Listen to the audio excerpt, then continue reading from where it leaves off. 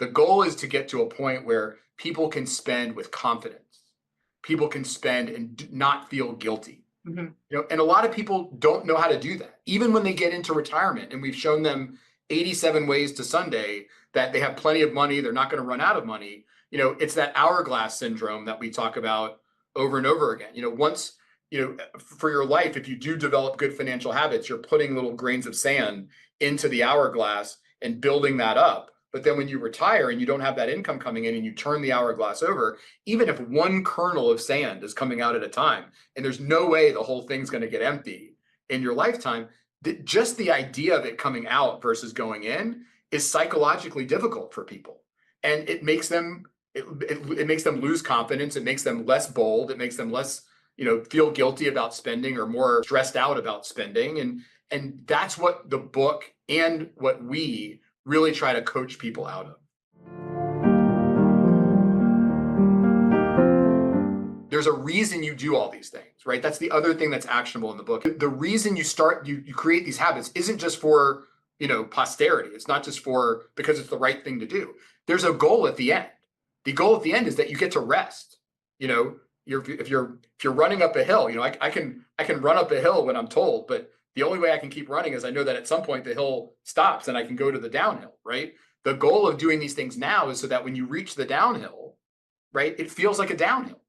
And the only way it feels like a downhill is if you feel confident enough that when you want to take that cruise or you want to, help a child start a business and invest or whatever the case may be, that you have the confidence to do that without feeling guilty or stressed or uncomfortable, right? And that's both, as that's both psychological and quantitative, right? You've got to have both in order to be able to have that confidence. And so I really do believe that the book gives you the framework, right? That if you follow it, you can develop that confidence. So whether, your retirement is a retirement where, you're going to live on Social Security plus, a couple $1,000, a month from your savings, and that's all you need.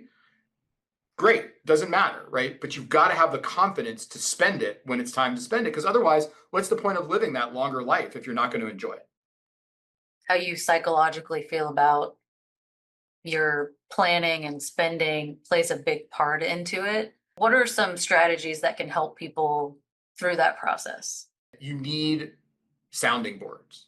You need collaboration. You need people who can help you feel confident that you're pursuing the right path. And I think if you go it alone, no judgment, but I do think that you have a better experience and a better chance to be successful if you engage a financial professional, a good quality financial professional, a CFP, someone who, again, someone asked me the other day, how do you pick a financial advisor? And, in today's day and age, most financial advisors can provide a lot of the same services. It's really a trust issue. It's more like dating. It's who do you click with? Who do you trust? Who do you feel like you have a connection with? Who do you want to have this kind of conversation with and divulge a lot of these private and personal goals and information to, over the course of the next 25 or 30 years?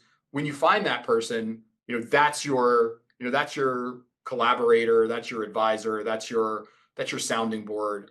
And again, that gives you the confidence that, your plan is on track, that you stick to it.